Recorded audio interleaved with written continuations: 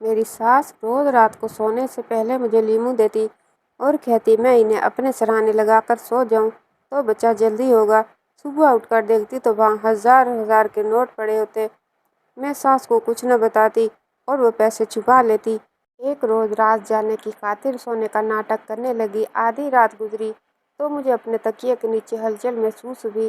جب میں نے دیکھا تو سامنے کا منظر دیکھ کر میری حیرت کی انتہا نہ رہی، کیونکہ شادی کو 7 ماہ ہونے کو تھے اور میری ساس کے مشکوک کاموں نے مجھے ذہنی مریض بنا دیا تھا۔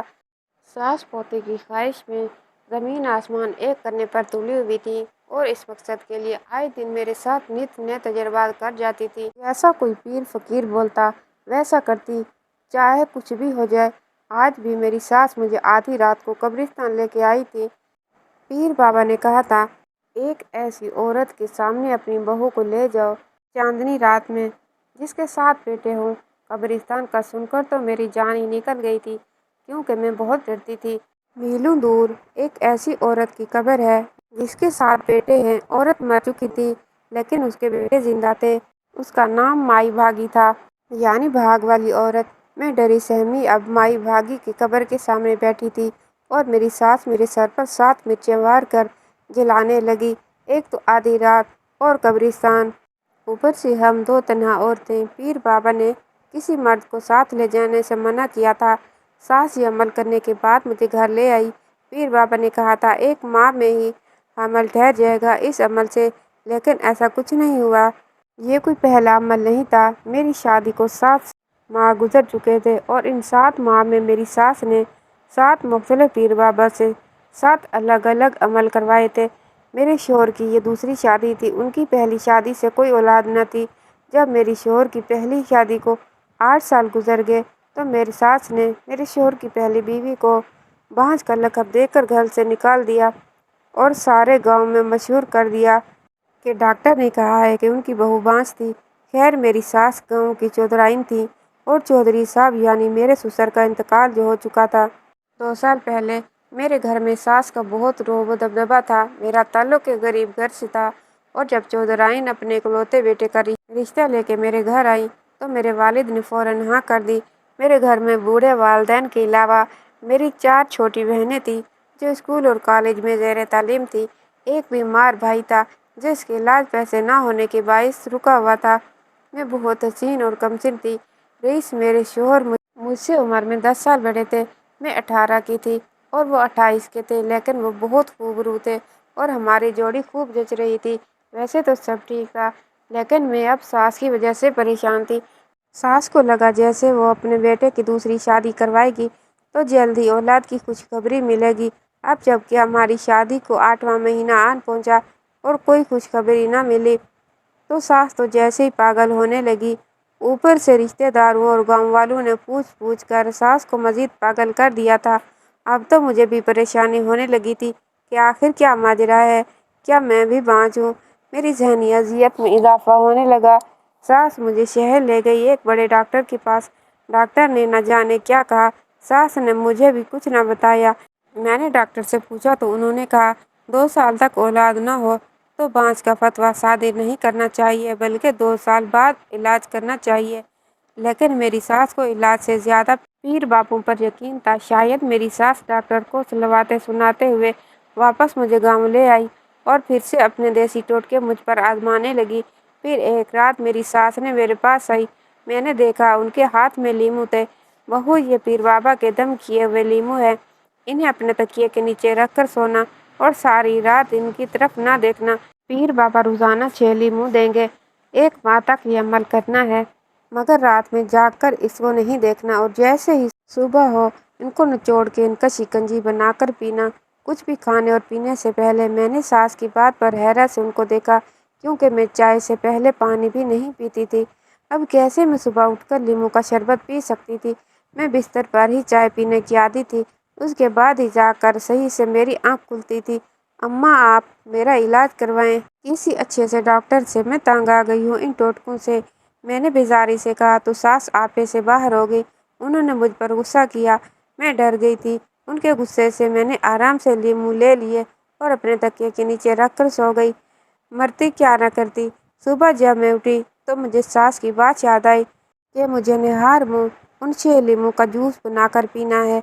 मैंने जैसे ही तकिया ऊपर किया तो मेरी हैरत की इंतहा न रही। वहाँ 6 लीमू की जगह 1000 के नोट पड़े हुए थे, यानी कि 6000, और लीमू वहाँ से गायब थे। मैंने वो पैसे उठाए और देखा, क्या ये असली नोट हैं या नकली? वो नोट 100% असली थे। मैं फटी फटी आंखों से उन पैसों को देख रही थी और सोच रही थी कि सास को बताऊं कि नहीं। इतने में दरवाज़ा खुला। मैंने फौरन से वो नोट तकिए के नीचे छुपा लिए। मेरी सास अंदर आई और पूछा कि मैंने लीमू का जूस पिया। मैंने इस बात में सर हिलाया और उन पैसों के मुतालिक सास को कुछ न बताया। मेरी सास चली गई। वो तो पैसे मैंने अपनी अलमारी में छुपा लिए और बाकी सारा दिन मैं उन पैसों के बारे में सोचती रही। शाम को मैं अपनी अम्मी के घर गई तो वहाँ के हालात गुर्बत की वजह से बुरे थे। मुझे वो पैसे याद आए और मैंने सोचा वो पैसे मैं अम्मी को दे देती हूँ। मैं घर आ गई और सोने के वक्त फिर से मेरी सास 6 लीमू ले आई। अगली सुबह मैंने देखा कि लीमू की जगह से फिर से 1000 के नोट रखे हुए थे। मैं खुश हो गई कि यही रोज़ाना मुझे इनकी जगह 6000 नज़र आएंगे। मैंने वो पैसे भी छुपा लिए। मैं वो पैसे अम्मी को भिजवा देती थी।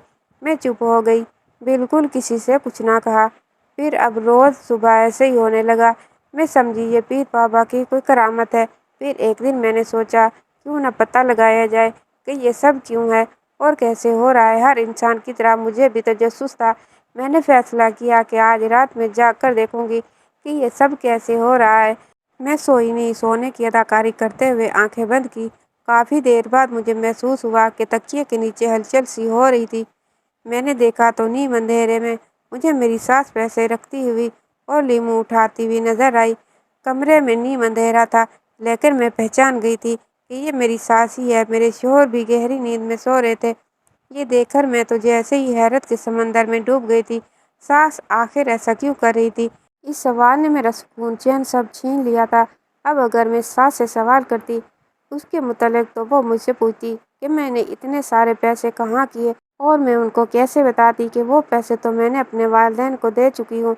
मैंने अपने होंठ सी लिए और सास से कुछ नहीं कहा। फिर मुझे लगा कि दाल में कुछ काला है। सारा महीना यूं ही गुजर गया। मैं पैसे अपने घर वालों को देती रही। फिर महीने के आखिर में मेरी सास ने सारे गांव में मुनादी करवा दी कि मेरी बहू उम्मीद से है। ये सुनकर मेरे शोहर खुशी से निहाल हो गए और मुबारकबाद देने वालों का नाका बंद गया। मैं हैरान और शर्मसार रह गई। सास की इस हरकत पर मैं उनके पास गई और उनसे कहा, अम्मा आपने झूठ क्यों बोला? मैं तो उम्मीद से नहीं हूँ। मैंने कहा।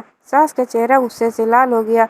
बहू अपनी जबान को यहाँ पर ताला लगा दो और जैसे ही मैं कहती हूँ वैसा ही करो, वरना मैं सबको बता दूंगी कि तुमने मेरे पैसे अपनी अम्मा को दिए हैं जो मैं तकिए के नीचे रखती थी। सास के इस इंकशाफ पर मैं हैरान हो गई। यानी उन्हें मालूम हो गया कि मैं अम्मी को पैसे देती हूँ, और ये बात ज़रूर उसी मुलाजमा ने बताई होगी जिसके हाथ में अम्मी को रोज़ाना पैसे भेजती थी। शर्म के मारे मेरा दिल किया कि ज़मीन फट जाए और मैं उसके अंदर समा जाऊँ। मैं सास की नज़रों में चोर बन गई थी। उसके बाद सास ने जैसा कहा मैंने वैसा ही किया। सास ने मेरे शोहर से कहा कि मैं आज से उनके साथ ही सोया करूँगी। अगले 9 माह तक मेरे शोहर रईस के लिए मुझसे दूर रहना बहुत मुश्किल था, क्योंकि वो मुझसे बहुत मोहब्बत करते थे। लेकिन सास के सामने किसी की एक न चलती थी। मैं सास के साथ उनके कमरे में सोने लगी। पूरे गांव में ये बात फैल गई कि मैं उम्मीद से हूँ, हालांकि मैं उम्मीद से नहीं थी। मुझे समझ नहीं आ रहा था कि मेरी सास ने यह झूठ क्यों आम कर दिया, लेकिन मैंने अपनी ज़बान को ताला लगा लिया था और मैं सास के हाथ कठपुतली बनकर रह गई थी। मेरे शौहर वाकई समझ रहे थे कि मैं उम्मीद से हूँ। इस तरह मेरी सास ने सारे गांव और दूर परे के रिश्तेदारों को मदऊ किया पोते की खुशी में। मुझे ये सब बहुत अजीब लग रहा था, लेकिन मेरी सास ने मुझसे कहा कि मैं हमला औरतों की तरह अदाकारी करूं। फिर देखते ही देखते महीने गुजरते गए। पेट बढ़ने का वक्त आ गया तो मेरी सास ने कपड़े के साथ मेरे पेट में रुई बांध दी थी ताकि मेरा पेट सबको हामला औरत की तरह बड़ा हुआ लगे। मेरी सास ने मुझे कमरे में छुपा लिया था। मैं कैद होकर रह गई थी। फिर मेरे शोहर को मुल्क से बाहर भेज दिया। किसी बहाने से मेरे शोहर दुबई चले गए।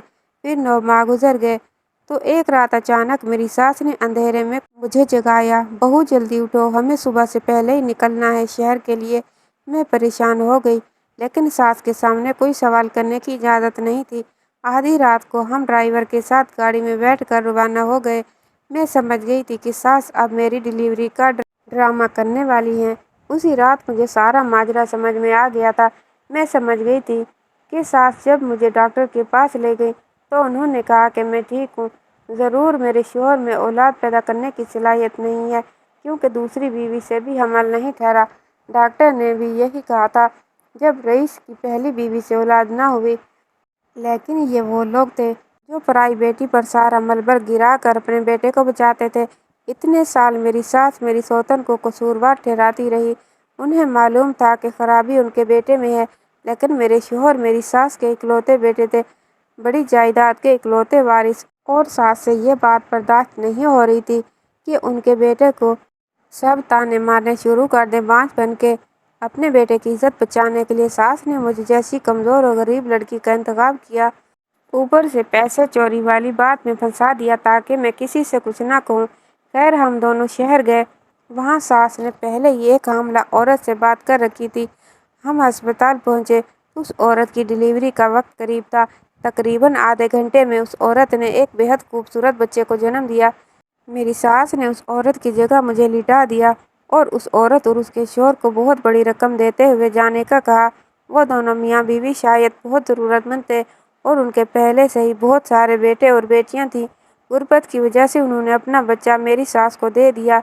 मेरी सास का उन लोगों से पहले ही मायदा हो चुका था। डॉक्टर बिल्किस भी मेरी सास के साथ मिली हुई थी। सास ने मेरी डिलीवरी की खबर सारे खानदान में फैला दी। सारे रिश्तेदार अस्पताल आ गए। हर तरफ खुशी थी, लेकिन मैं उदास थी, ये सोचकर कि मेरे शौहर रईस कभी भी बाप नहीं बन सकते थे। मेरी सास ने रईस से भी यह बात छुपाए रखी। इतने साल की कमी रईस में है। खैर रईस वापस आ गए। उन्हें लगा ये बच्चा उनका है। बेटा, डॉक्टर साहिबा ने कहा है, डिलीवरी के वक्त कुछ पेचीदगियाँ हो गई थी, इस वजह से तुम्हारी बीवी अब दोबारा कभी माँ नहीं बन सकती। लेकिन चलो, मैं वारिस तो दे दिया, अब सब ठीक है। मेरी सास ने एक और झूठ बोला। वो लोग मुझे वापस हवेली ले आए। हवेली में जश्न था। मेरी सास ने कमाल महारत से अपनी इज्जत बचाई थी और किसी को कानो कान खबर ना हुई। पहले तो मेरा दिल नहीं किया कि उस बच्चे को उठाने का, फिर जब उस मासूम को देखा तो मेरे अंदर की ममता जाग उठी। मैंने बच्चे को उठाया और उसे दिल से अपनाया। मेरी सास ने मेरे बेटे का नाम वारिस रख दिया कि ये हमारा वारिस है। यूं देखते देखते हमारा वारिस 6 साल का हो गया। वारिस के आने से मुझे अपनी ज़िंदगी मुकम्मल लगने लगी थी। मेरी सास को वारिस में कोई खास दिलचस्पी नहीं थी। वो बस कुदरत के आगे बेबस हो गई थी। उन्हें अपनी और अपने इकलौते बेटे की इज्जत बचानी थी, सो बचा ली। अब वो मुतमिन थी, लेकिन सगा पोता न होने का दुख उन्हें अंदर ही अंदर खाए जा रहा था। लेकिन एक दिन अचानक मेरी तबीयत बिगड़ गई और मुझे चक्कर आ गए। मैं विष खाकर गिर पड़ी। मेरी सास और मेरे शौहर मुझे फौरन करीबी अस्पताल ले गए। वहाँ जाकर पता चला कि मैं वाकई उम्मीद से हूँ। कुदरत की इस कारीगरी पर मैं हैरान थी। मेरी सास खुशी से पागल हुई जा रही थी। उन्होंने मुझे शिद्दत जज्बात में गले लगा लिया, मेरे माथे पर बोसा दिया। मेरे शौहर रईस सास से भी ज़्यादा खुश थे। मैं समझ गई कि मैंने वारिस को दिल से अपनाया, उसे माँ का प्यार दिया। इसीलिए अल्लाह को मेरी ये नेकी पसंद आ गई और मेरा रब मुझ पर मेहरबान हो गया। मेरी भी खुशी का कोई ठिकाना नहीं था। हम घर वापस आ गए। असल में मैंने हिम्मत नहीं हारी। मैंने अखबार में एक हकीम का इश्तहार देखा था कि वो बेऔलादी का इलाज करते हैं। मैंने एक मुलाजमा को उनके पास भेजा और दवाएं मंगवाईं। अपने शौहर के लिए मैंने रईस को बताए बगैर रोज़ाना रात को गर्म दूध में वो दवाएं मिलाकर रईस को दी, जिसकी उन्हें खुद भी खबर न हुई। ये उन्हीं दवाओं का असर था। मेरे शौहर को इलाज की ज़रूरत थी, लेकिन मेरी सास ने अपनी अना की खातिर डॉक्टर के पास जाने ही नहीं दिया, ये कहकर कि तुम्हारी पहली बीवी बांझ है और दूसरी शादी करो। अब हकीकी मानों में हम सब खुशी से सरशार थे। इतनी खुशी मैंने अपनी सारी ज़िंदगी में नहीं देखी थी। घर आकर वारिस रोने लगा तो मैंने उसे उठाया। यह मंजर देखकर मेरी सास का चेहरा गुस्से से लाल हो गया। उन्होंने वारिस को मुझसे छीन लिया और कहने लगी, खबरदार, जो अब तुमने वजन उठाया या बिस्तर से कदम भी नीचे रखा तो मेरे आने वाले पोते का ख्याल रखो। मेरी सास की इस बात पर मुझे रोना आ गया। मेरा वारिस मेरी गोद में आने के लिए तड़प रहा था, पर सास मुझे उससे दूर कर रही थी।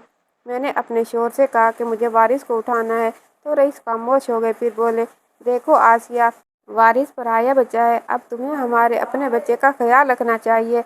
रईस की इस बात पर जैसे मेरे सर पर आसमान गिरा था, यानी रईस को सब पता था।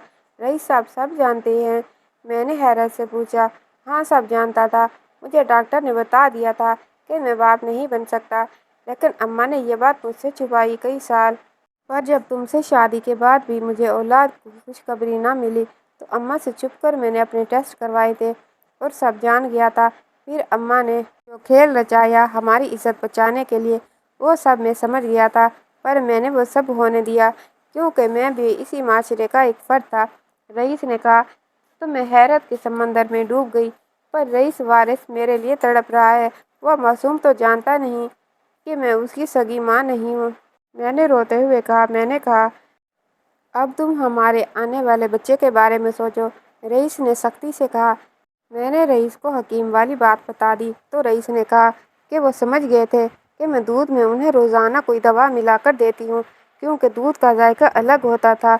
और जब हमें यह खबर मिली कि हमारा बच्चा होने वाला है, तो वो समझ गए कि उसी हकीम की दवा का असर था। खैर, मेरी खुशी अधूरी रह गई क्योंकि मेरे वारिस को अब आया पाल रही थी। मुझे अब वारिस को उठाने की और उसे खाना खिलाने की, उसे नहलाने की इजाज़त नहीं थी, लेकिन वारिस को हवेली में रखना भी मेरे शौहर और मेरी सास की मजबूरी थी। वो ज़माने को ढिंढोरा जो पीट चुके थे कि वारिस उनका अपना खून है। मेरे शौहर को वारिस से मोहब्बत थी, वो उसके साथ खेलते थे, लेकिन मुझे वारिस को उठाने नहीं देते थे। फिर वो वक्त भी आ गया जब मेरा अपना बच्चा इस दुनिया में आ गया। सब खुश थे और मैं ये सोच कर खुश थी कि मैं अब वारिस को उठा सकूंगी। वो मासूम कैसे मेरे लिए तड़पा और मैं उसके लिए, ये मेरे रब के सिवा कोई नहीं जानता था।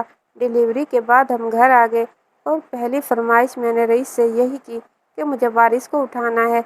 अपने बेटे की खुशी में मेरे शौहर ने मुझे वारिस दे दिया और खुद अपने सगे बेटे को उठा लिया, लेकिन फिर मेरी सास ने कहा कि अपने सगे बेटे को दूध पिलाऊं। मेरे सगे बेटे का नाम हारिस रखा था।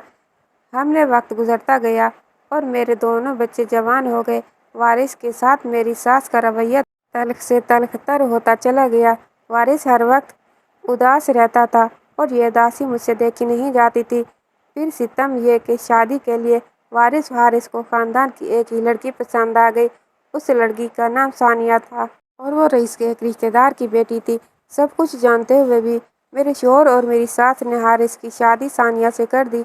मुझे यहाँ भी वारिस का दुख हुआ। फिर एक दिन अचानक हारिस ने जायदाद में अपना हिस्सा मांगा। बेटा, हिस्सा कैसा? सारी जायदाद के इकलौते वारिस हो। मेरी सास ने वारिस के सामने ये बात कह दी तो हारिस और वारिस दोनों ने सवालिया नज़रों से मुझे देखा। मैंने बेबसी से नज़रें झुका लीं और फूट फूट कर रोने लगी। रोते हुए मैंने वारिस और हारिस को तमाम सच्चाई बता दी और हाथ जोड़कर वारिस से माफ़ी मांगी। वारिस ये सुनकर इतने सदमे में आ गया कि हवेली ही छोड़कर चला गया। मैं उसके पीछे भागी, लेकिन वो मुझसे दूर जा चुका था। मेरे शौहर को जब वारिस के जाने की खबर हुई, तो वो भी दीवानावर तलाश करने लगे। ये सच था कि हारिस हमारी अपनी औलाद थी, लेकिन रईस को वारिस से भी बहुत मोहब्बत थी। 6 साल रईस ने भी वारिस को अपनी औलाद समझकर पाला था, जब उन्हें अपनी औलाद की उम्मीद ना थी। इतने अरसे तक किसी जानवर को भी साथ रखो, उससे भी उनसियत हो जाती है। 8 माह तक वारिस गायब रहा। मैं और रईस उसकी जुदाई में बीमार हो गए। तब रईस को भी एहसास हो गया कि औलाद अपनी हो या गोद ली हुई, मोहब्बत उतनी ही होती है। अब मेरी सास भी वारिस के लिए परेशान हो गई थी। उन्हें भी वारिस याद आने लगा, क्योंकि वारिस बहुत फरमाबरदार था और उनकी बेरुखी के बावजूद भी उनका ख्याल रखता था। फिर एक दिन वारिस का पता मिल गया। मैं, मेरी सास और रईस, हम तीनों भागम भाग वहाँ पहुँचे। मेरी सास ने वारिस को देखते ही उसे गले लगा लिया और माफ़ी मांगी। हम वारिस को घर ले आए। बिलाखिर वारिस को वह मुकाम मिल गया जो मैं चाहती थी। आज हम सब हवेली में खुशगवार जिंदगी गुजार रहे हैं।